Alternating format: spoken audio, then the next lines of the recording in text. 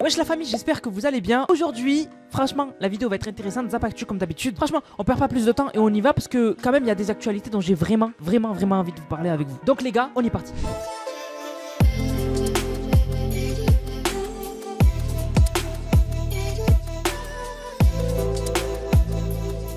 Tout d'abord les gars, je voulais parler de ce tweet. Alors ce tweet les gars, il est lunaire hein. Alors c'est Léo Techmaker qui fait un tweet banal. Mais quand je vous dis banal, c'est banal. En gros, Feldup a sorti une vidéo sur FNAF. Et de ce que j'ai compris, c'était une vidéo qui était très attendue de ceux qui regardent Feldup. Et la vidéo a eu énormément de succès et elle va avoir beaucoup de succès. Parce qu'en même pas 24 heures, elle a fait 1 million de vues. Voilà, donc c'est énorme. C'est vraiment énorme. Et Léo Techmaker, il a dit la monétisation de... Voilà, pour rigoler, voilà, de Feldup, que Feldup doit avoir là-dessus.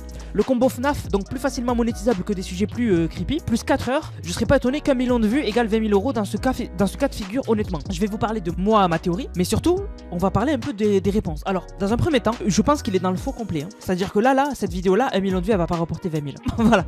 Je vous le dis clairement, moi, de ce que je sais de YouTube, les gars, aujourd'hui sur YouTube, même des vidéos de 15 000 vues, 20 000 vues, elles rapportent énormément. Elles rapportent énormément. Faut savoir que la plupart des gens, enfin, moi, de ce que je sais, la plupart des gens, ils ont minimum, hein, vraiment minimum, 5-6 euros de revenus pour 1000 vues. Donc c'est énorme. Et ça peut aller très vite en fait, vraiment. Donc pour moi, une vidéo d'1 million de vues de Feldup comme ça de 4 heures, pour moi elle va rapporter minimum avec 1 million de vues, il va se faire 60 000, 70 000, un truc comme ça. Voilà, moi c'est ma théorie. Voilà, c'est ma théorie, mais voilà, bon bref, ça on s'en fout. Mais voilà, donc c'est un peu des approximations. Voilà, on se demande combien il va gagner. Voilà, c'est intéressant. Et alors, il s'est pris une vague de haine. C'est-à-dire que si on regarde les commentaires, les gars, je trouve ça nul de parler d'argent quand il s'agit de vidéos passion. On n'est pas sur du contenu à la MrBeast ou bien Squeezie. J'espère qu'un jour il se mettra à faire des OP car il mérite bien plus pour son travail de recherche et de montage. À quel moment c'est nul de parler d'argent quand il s'agit de vidéos de passion? Enfin, même si c'est une passion, c'est intéressant de se demander combien il a gagné. Enfin, tant que c'est pas méchant, parce que Léo Techmaker il a pas dit oh l'enfoiré il gagne trop d'argent, il a jamais dit ça. Il a dit putain il doit se mettre bien, la vidéo déjà elle a une bonne niche et tout, et en plus elle a eu énormément de succès, ça va lui rapporter tant, c'est incroyable et tout. À quel moment il y a quelque chose de mauvais là-dedans? Et même lui a répondu et a dit c'est nul de trouver ça cool que quelqu'un arrive à faire de l'argent avec son contenu. Enfin, il trouve juste que c'est cool que Feldup gagne beaucoup d'argent avec son contenu. Il est où le mal? Enfin, et Knell, je sais pas s'il a répondu, mais c'est dingue à quel point les gens n'ont pas aimé son tweet alors qu'il est basique. C'est n'importe quoi, genre. Il y a Zenoka qui a dit argent, ça y est, vous êtes trop chiant. Mais il n'y a pas de critique. Il n'y a pas de critique dans ce qu'il a dit. Je ne comprends pas comment les gens sont aigris dès qu'on mentionne des revenus. Et c'est pour ça que ne vous étonnez pas quand en France, les youtubeurs et créateurs de contenu et même un peu plus globalement, les personnes quoi, ont du mal avec l'argent en fait. C'est à l'opposé des États-Unis. C'est à l'opposé. C'est un truc de fou. Alors qu'il a rien dit de mal. Il y a MKJ qui a dit j'en ai vu des chialeuses ici, hein, mais au point de blâmer quelqu'un parce qu'il parle d'argent, mon dieu, faut penser à s'enlever le... Voilà, bon bref, je suis complètement d'accord. Les gens chialent pour rien. C'est quoi l'intérêt de tweeter ça, mis à part pour parler pour rien? C'est toi qui dis qu'on fait une fixette sur l'oseille, mais tu es toujours le premier à en parler. Mais parce que c'est intéressant. Moi les gars, vraiment, je comprends plus les gens. Vraiment, je comprends plus les gens. Et le pire, c'est qu'il a mis un disclaimer pour les chevaliers blancs qui pensent que je critique qu'ils se fassent de l'argent. C'est pas le cas. C'est 100% mérité. Maintenant, si vous avez un tabou avec l'argent, j'y peux rien, malheureusement. C'est pas de mon ressort. Il a rien dit. C'est ça le truc qui est dingue. Vraiment, les gars, dites-moi ce que vous en pensez dans les commentaires. Mais moi, ce tweet, je le vois passer, je le lis, je le like à la rigueur et je passe mon chemin. Je vais jamais dire mais t'es sérieux de parler d'argent? Je comprends pas. Franchement, je comprends pas. Alors, on a des nouvelles de ce qui s'est passé à Crans-Montana. Un élément clé pourrait contredire la version des Moretti, qui nie toute responsabilité dans l'incendie de leur bar. La preuve d'un début d'incendie survenu en 2024 au Le Constellation, déjà causé par des bougies incandescentes placées trop près du plafond, figurait dans le dossier remis aux enquêteurs par les avocats des victimes. Si ces faits sont confirmés, Jacques Moretti et Jessica Moretti ne pourraient plus soutenir qu'ils ignoraient les risques et s'exposeraient à des poursuites pénales nettement plus lourdes avec un risque accru de peine de prison. Bah ouais, on avait tous vu la vidéo où en fait il y a bien avant, on avait eu un event au bar Le Constellation à Crans-Montana où il y avait des bougies, enfin vous savez les fameuses bougies qui font des étincelles quand quelqu'un paye des bouteilles ou quoi, et on avait vu qu'elles avaient déjà commencé à faire prendre feu le plafond. À ce moment-là, il aurait fallu prendre des mesures. On va suivre cette histoire de près, sachant que on a eu des nouvelles d'une survivante italienne de Crans-Montana qui a dévoilé son visage brûlé depuis l'hôpital. Eleonora Palmieri doit encore rester en convalescence pour poursuivre les soins liés à ses blessures et aux séquelles de l'inhalation de fumée toxique. Elle a été sauvée par son petit ami qui l'a sortie des flammes. Regardez les gars, elle est sortie et tout, regardez quand même. Elle s'est fait brûler le visage, le nez, etc. Regardez les doigts. Regardez les doigts. C'est là qu'on voit vraiment que pendant que nous on débat, il y a des gens qui se demandent est-ce que voilà et tout. Il y a des gens qui sont en train de se battre à l'hôpital parce que ils ont vécu une catastrophe. Vraiment, c'est fou en fait. On oublie trop vite ça. Donc vraiment dingue. Et les gars, hein, franchement. Dans la vidéo de Cran Montana, il y avait une fille qui sort à un moment toute seule avec... elle ouvre une baie vitrée et elle sort toute seule. Elle, je sais pas si on va avoir des nouvelles, mais elle avait l'air carrément d'avoir tout le corps brûlé. J'ai jamais vu ça, c'était choquant. Les gens carrément ils floutaient. Je sais pas si un jour on aura des nouvelles. Alors on a Sydney Sweeney.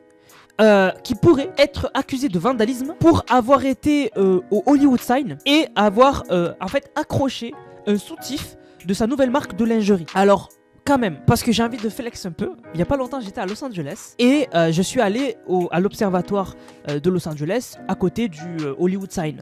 Le Hollywood Sign, c'est impossible d'y aller normalement. C'est-à-dire qu'en fait, déjà il est bien sécurisé, il y a beaucoup de patrouilles autour, mais surtout, c'est pour ça qu'elle y allait de nuit. Parce que de jour, on te voit à 10 000 km. Tous ceux qui sont à l'observatoire, ils te voient. Mais c'est surtout qu'il est vraiment dans une montagne qui est très difficile d'accès. Et donc, voilà. Mais bon, voilà, on verra ce qui va se passer. En tout cas, moi, je trouve ça un peu pourri dans le délire de afficher de la lingerie sur un monument comme ça. Enfin, pas un monument, mais je sais pas, je trouve ça bof. Franchement, surtout de la lingerie, quoi. Même si la lingerie c'est beau et tout, je trouve ça pas élégant. Voilà, je pense que ça aurait été plus beau. Voilà, regardez, ils ont utilisé une corde et tout pour monter. Je vous ai dit, les gars, c'est pas facile d'accès.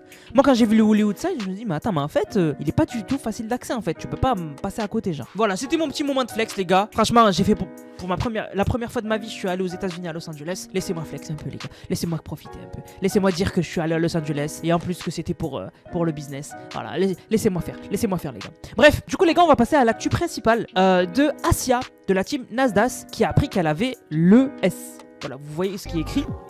Parce que je pense pas que j'ai le droit de le dire sur YouTube. Et alors, attends. Déjà, faisons un petit point orthographe. Je sors faute de l'eau faute. Mais c'est pas possible d'écrire à l'hôpital comme ça. C'est pas possible. Donc en gros, elle explique.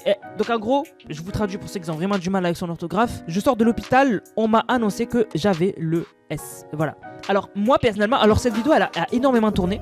Et si on regarde les gars les vues, elle a fait 1,8 million de vues. Enfin, ouais, elle a fait 1,8 million de vues. Ça a énormément tourné. Comment les gens peuvent y croire? Parce qu'en fait, la team Nasdaq, ils peuvent demander, enfin, ils peuvent réclamer du buzz autour de tout et n'importe quoi. Donc en fait, moi, je le croirais pas du tout. La seule chose dont on avait parlé et qui pouvait être plausible, c'est Mouna de la team Nasdaq qui était sous fauteuil roulant parce qu'elle avait inhalé, peut-être qu'elle faisait des ballons et tout. Voilà, moi ça, peut-être, je trouve ça plausible et c'est triste, mais plausible. Mais là, c'est pas du tout plausible. C'est n'importe quoi. Et alors, vraiment, dans les commentaires, on a des messages vraiment méchants. Mais bref, bon, je pense moi que c'est faux personnellement. Je pense que c'est juste une tentative de récupérer un peu du buzz. Je sais pas, parce que je sais que depuis que la team Nasdaq s'est séparée, chacun galère. Voilà, chacun galère. Parce que Nasdaq, lui, c'était un peu le gourou, on va dire. Et les autres, ils sont un peu dépendants de lui. Au lieu d'avoir une exposition incroyable. Je crois que c'était le Snapchatter numéro 1 de France, Nasdaq. Je comprends pas comment aucun d'entre eux n'a eu l'idée d'un truc pour capitaliser sur cette exposition et faire quelque chose de bien. Faire, je sais pas, une boutique, des vêtements, une marque de vêtements. Nasdaq, il l'aurait mis en avant gratuitement parce qu'ils le connaissent. Et tu bénéficies d'une des meilleures expositions en France. C'est trop bizarre. Vraiment, c'est trop bizarre. Mais bref, voilà. Donc, moi, je pense que c'est faux. Je pense que c'est une tentative de récupérer du buzz. Et je pense pas qu'elle l'a. Si elle l'a, force. Après, dans tous les cas, les gars, le S, c'est pas comme il y a des milliers d'années. Le S, vous pouvez vivre tous les jours avec. Il n'y a aucun souci. Et t'as la même durée de vie. En fait, t'as la même espérance de vie d'une personne sans le S qu'avec le S. Hein. Aujourd'hui, la médecine a vraiment évolué. Le S, aujourd'hui, vous pouvez vivre avec sans problème. Sans problème. La médecine a énormément évolué. Bref, du coup, la famille, j'espère que la vidéo vous a plu. Si c'est le cas, n'hésitez surtout pas à liker, commenter, partager. On se capte, les gars, pour une prochaine vidéo. C'était Nanas, prenez soin de vous. Bang, bang, bang.